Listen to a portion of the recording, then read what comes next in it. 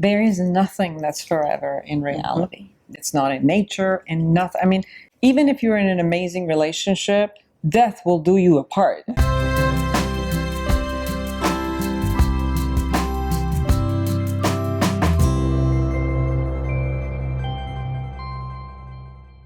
So one of the challenges people face when it comes to divorce is a recognition that the dreams they thought they would achieve while in the relationship aren't going to be. It's their forever story.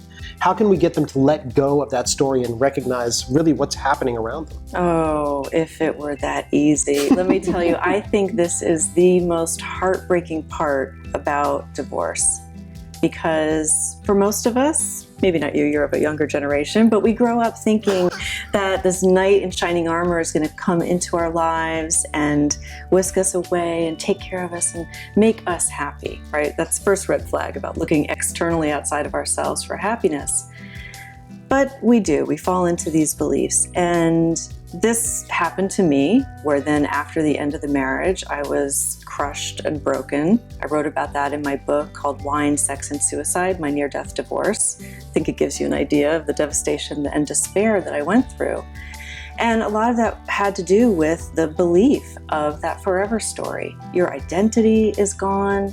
The dreams that you thought you were going to have together, the extended family can be just vanished in thin air. All the plans that you have and the ideas that you have about growing old together and going off into the sunset of your lives, that's all of a sudden not going to happen anymore. I am so sad. I know, it's heartbreaking. But one of the things, our beliefs can be very deep-rooted, and it does take a while to unearth those deep-rooted beliefs. But there is a very good practice that I found very helpful and I help clients with about mindfulness. Because more often than not, we're either dipping back into the past in our thoughts or projecting way out into the future. Neither of those exist. The past is just memory trace and the future doesn't exist. So if we can just be present, as Ram Dass says, be here now. If we can be present in this moment, it's from that starting point that we can actually then start to create a new reality for ourselves. We're also describing like fighting against the societal training, for lack of a better term, of you're supposed to find that one person who will address all your needs, and that gets indoctrinated into our thinking, into how we're raised, into everything we're exposed to in the media, and it's a lot to undo. How can someone kind of fight through that and recognize what the reality is? Looking at reality. I mean, there is nothing that's forever in reality. It's not in nature and nothing. I mean, even if you're in an amazing relationship, death will do you apart. I mean, there is not a foreverness of it together. There's always some halt somewhere. I do get that many of our beliefs are brainwashed through stories and things that we have, and then so obviously our expectation is that, and we will be hurt by those expectations not coming through. But I think when you face reality as reality, it's easier to handle reality versus the time that we create all these fantasies, and all these fantasies are getting crushed. Our youth is not forever. Our bodies are not forever. No relationship is forever.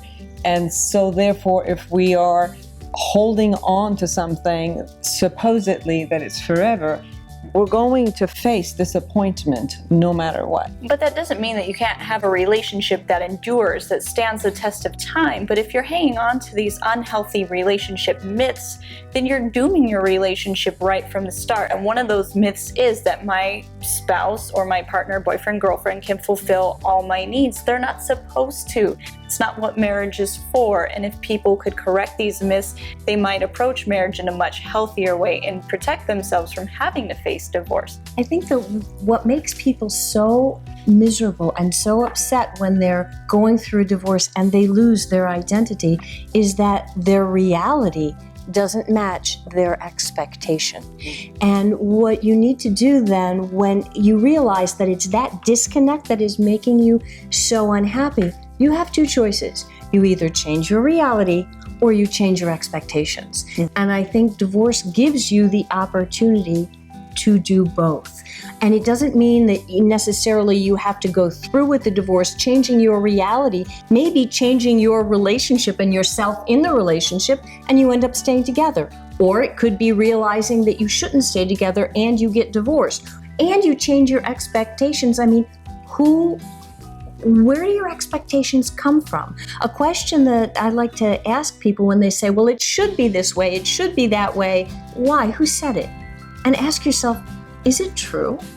Is it true that good marriages last forever? Is that really true? Well, I can tell you who said it. Walt Disney and the Brothers Grimm, right? So, I mean, we all saw Cinderella, and he put the slipper on her and they whisked away. We didn't see them 5 years later when she said, "Get your goddamn feet off the couch."